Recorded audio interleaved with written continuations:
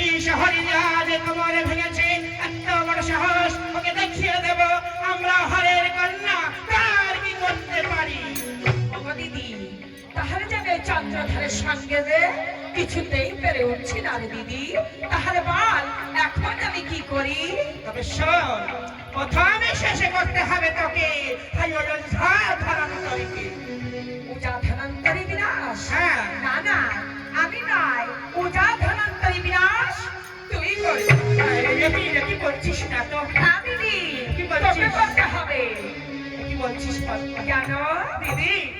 আমি না ধনন্তরীকে জাদুবিদ্যা দান করেছি, অনেক পিছু করে তাকে মানুষ করেছি। সে আমার তাকে আমি পুত্র রূপে দেখি, সে আমার মাতৃরূপে দেখে। কেমন করে মা হয়ে পুত্রের মুখে ছাবল মারবো দিদি? আজ তোর পূজা ধনন্তরীর পরে এত মায়া মমতা, তাহলে তুই কোনো চিন্তা করিস না দিদি। আজ যেদিন আমার পূজা হবে খেলা থামের মাঝে, সেদিন সেদিন তোর পুত্র পূজা ধনন্তরীকে জীবন দান করিব। কথা দিলি তো? এই তো কথা দিলাম তোকে সূর্যা পর্বতের। এবার দেখবো চন্দ্রধর আর কত করিস অহংকার।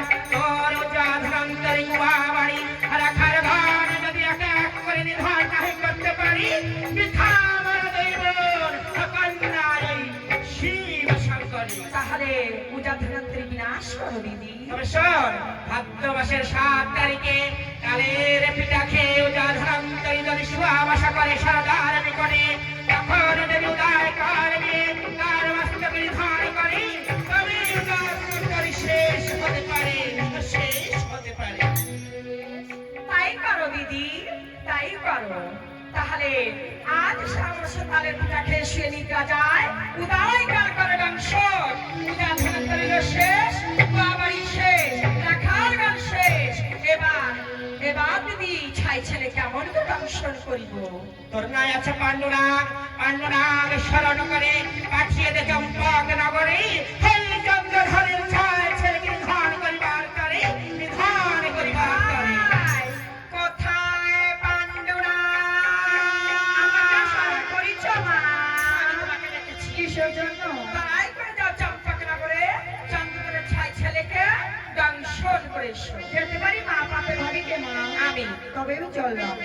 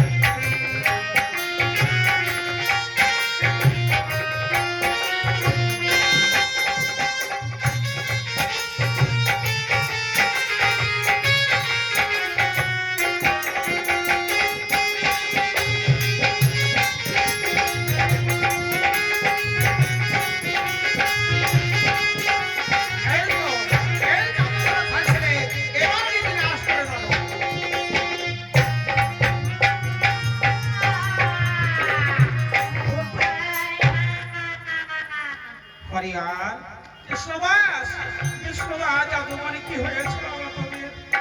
কোথায় প্রাণনাথ? সোনা,